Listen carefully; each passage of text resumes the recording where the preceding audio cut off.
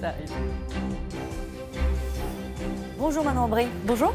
Nous allons parler tout d'abord de l'affaire Vincent Lambert. La Cour d'appel de Paris ordonne la reprise des traitements de Vincent Lambert. L'avocat de la famille parle de victoire, de remontada. C'est du sadisme pur, dit de son côté son neveu. Qu'est-ce que vous dites, vous ?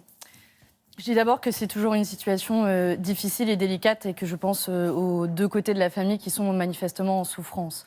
Maintenant, ce que pose cette affaire, c'est le droit à une fin de vie dans la dignité. Et je crois que dans le cas de Vincent Lambert, qui est depuis plus de 10 ans dans un état végétatif, il a le droit à une fin de vie digne. Et ça montre aussi les limites de la loi actuelle. Et je pense qu'il faut aller plus loin. C'est-à-dire plus loin ? À l'image des États de nos voisins, en Belgique, au Luxembourg, qui ont mis dans le droit constitutionnalisé le droit à une fin de vie digne. Et je crois qu'il faudra le faire aussi au niveau européen pour notamment mettre un terme à une certaine forme d'acharnement thérapeutique. Il faudrait harmoniser la législation au niveau européen. Vous pensez que sur un sujet comme celui-ci, on pourrait se mettre d'accord ? C'est un sujet qui est délicat, je vous l'accorde, mais je crois qu'il tient compte de son droit à disposer de son propre corps. Et tout comme je suis en faveur de constitutionnaliser sur le droit à une fin de vie digne, de la même manière, il faudrait mettre dans le droit européen le droit à l'IVG. C'est pour les mêmes raisons d'un droit à disposer de son propre corps. Emmanuel Macron s'engage. Un entretien du président ce matin dans la presse régionale. Il ne veut pas rester spectateur de cette campagne alors que l'Europe menace de se disloquer. C'est ça ce qui se joue dimanche, la dislocation de l'Europe, comme le dit le chef de l'État ?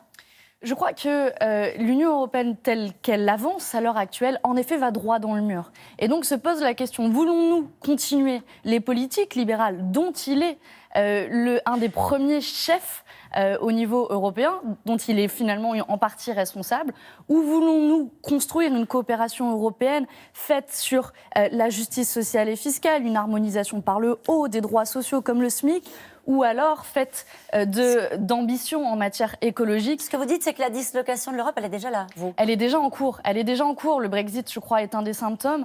Et on voit bien, aujourd'hui, Emmanuel Macron se pose un peu comme c'est moi ou le chaos. Mais en réalité, on a lui et le chaos. Ce qu'a créé l'Union européenne ces dernières années, c'est de la compétition du tous contre tous, en matière sociale avec le statut de travailleur détaché ou en matière fiscale avec les paradis fiscaux européens. Il faut sortir de cette situation et assumer de rompre avec ces règles européennes. Ça explique notre opposition à Emmanuel Macron et sa vision de l'Europe. Alors, il évoque des puissances étrangères, les Russes et quelques autres, dit Emmanuel Macron, qui n'ont jamais été aussi intrusifs pour diviser l'Europe. Est-ce que vous continuez à défendre une proximité avec la Russie, malgré notamment ce qui se passe en Autriche ? Vous savez, on n'a jamais défendu une proximité avec la Russie. C'est un pays qui est aux portes de l'Union européenne, donc il faut le prendre comme tel. Et il ne faut pas ni le considérer comme un ami, ni comme un ennemi. C'est un partenaire. Comme et donc, les autres.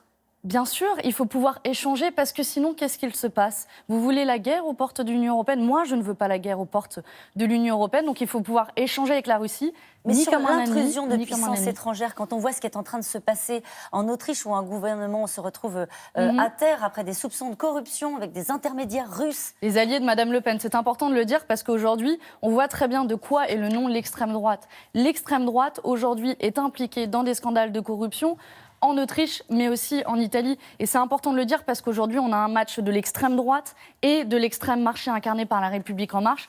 Et nous prenons une troisième voie, une troisième alternative qui peut mettre à terre ce duel et ce match et passer notamment devant les Républicains pour proposer une nuance et une alternative à ces trois nuances d'extrême marché. Juste, je recite Jean-Luc Mélenchon qui, dans une tribune à Libération, dénonçait une paranoïa russophobe de Macron. Paranoïa ?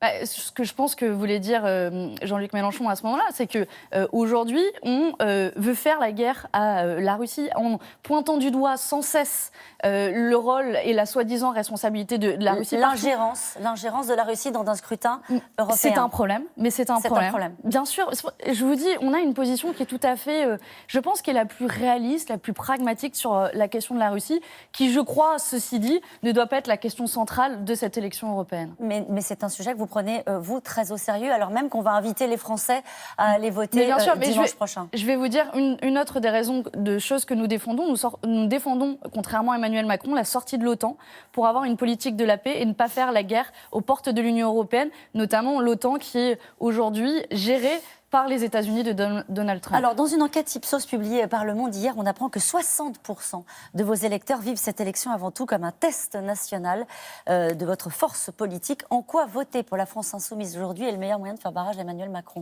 Parce que là, c'est un argument qu'on retrouve parmi certains, un élu qui vous a quitté et qui est allé rejoindre le Rassemblement national en disant c'est le meilleur moyen de faire barrage à Emmanuel Macron.